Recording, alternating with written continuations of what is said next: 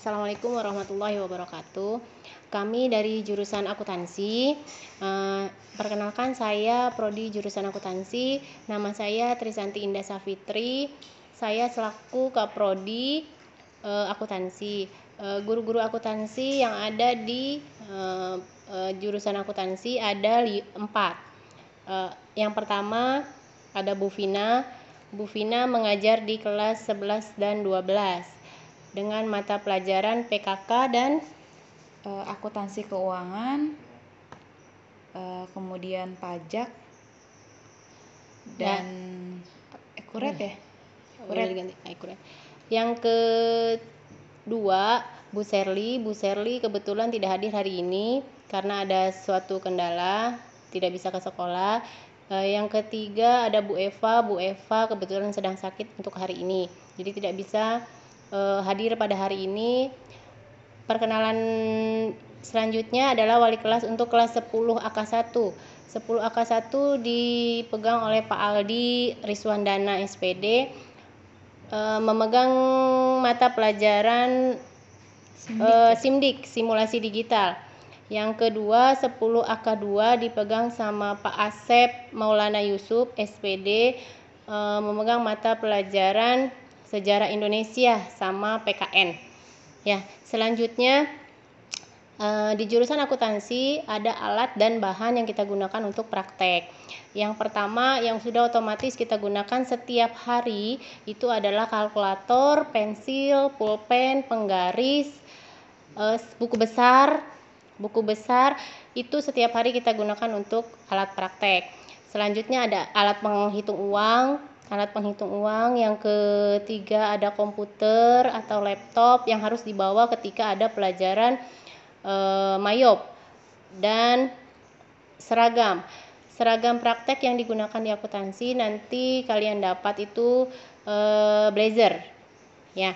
Blazer. Ruang praktek yang kita gunakan di sini untuk praktek kita lebih banyak dilakukan di kelas karena kita menggunakan alat praktek, alat tulis seperti buku, kalkulator, pensil, pulpen. Sedangkan untuk komputer kita menggunakan lab komputer.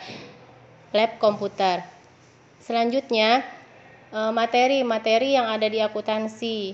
Materi yang ada di akuntansi dari kelas 10, 11, dan 12. Kelas 10 untuk produktifnya ada 7 mapel yang harus kalian kuasai. Untuk kelas 10 ada spreadsheet atau pengolah angka, menggunakan aplikasi menghitung uang dengan menggunakan Excel. Yang kedua akuntansi perbankan. Akuntansi perbankan itu yang ketiga ekonomi bisnis. Yang keempat etika, yang kelima administrasi bisnis, administrasi umum, yang keenam IPA, dan yang ketujuh simulasi digital. Untuk kelas 11 materi yang kalian dapat nanti garis besarnya adalah mayop. Mayop itu menggunakan aplikasi menghitung uang dengan menggunakan software mayop. Yang kedua administrasi pajak, yang ketiga akuntansi perusahaan jasa, dagang, dan manufaktur. Yang keempat produk kreatif dan kewirausahaan, yang kelima akuntansi keuangan. Di kelas 11 kalian akan pelajari akuntansi perusahaan jasa dan dagang, sedangkan di kelas 3 kalian akan dapat akuntansi perusahaan manufaktur. Ya. Sampai di sini penjelasan saya.